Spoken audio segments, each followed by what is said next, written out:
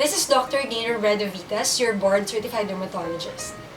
So again, in light of the current situation right now, where thousands all over the world are being afflicted with the COVID-19, I know you've been hearing it over and over again. I'm sure sawang-sawa na kayo, but social distancing and proper hand washing have to really be emphasized.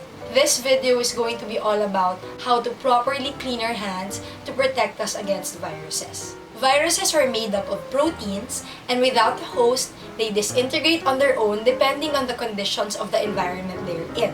According to the World Health Organization, we still don't know for sure how long the COVID-19 virus can stay on surfaces. In general, viruses survive the longest in non-porous materials like metals and plastics. So it can be your doorknobs, your countertops, and your railings, while in porous materials like your fabrics and your tissue paper, they only usually stay for about 3 to 24 hours. This is why washing our hands is crucial and very effective in preventing the spread of infection, and when properly implemented, can significantly reduce the risk of transmission.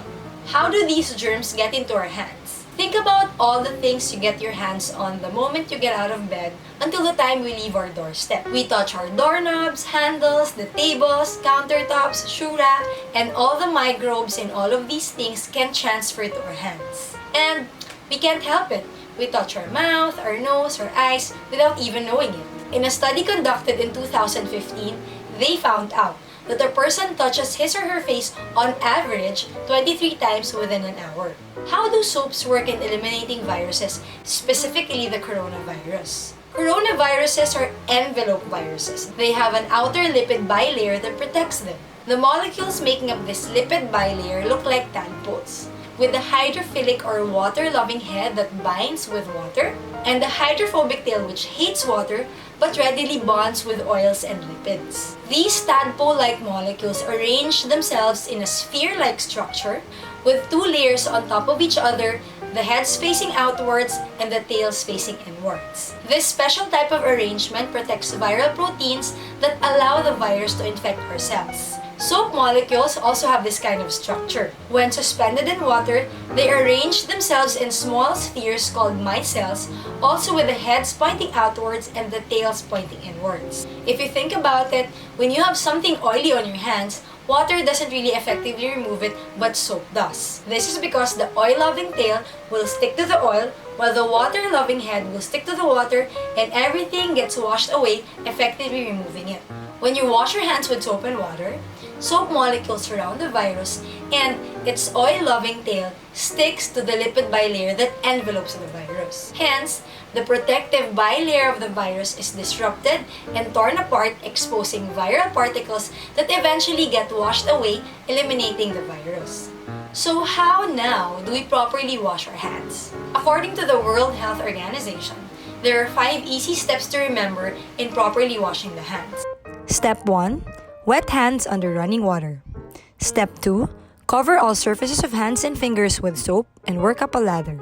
Step 3. Scrub for at least 20 seconds. Place right palm over left dorsum with interlaced fingers and vice versa, then palm to palm with fingers interlaced. Rub the back of your fingers to the opposing palms with your fingers interlocked. Rotational rubbing of left thumb clasped in right palm and vice versa.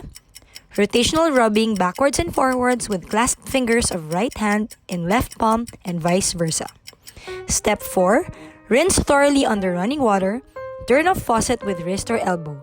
And step 5. Dry your hands with clean or single-use towel or air dry them. Are antibacterial soaps necessary?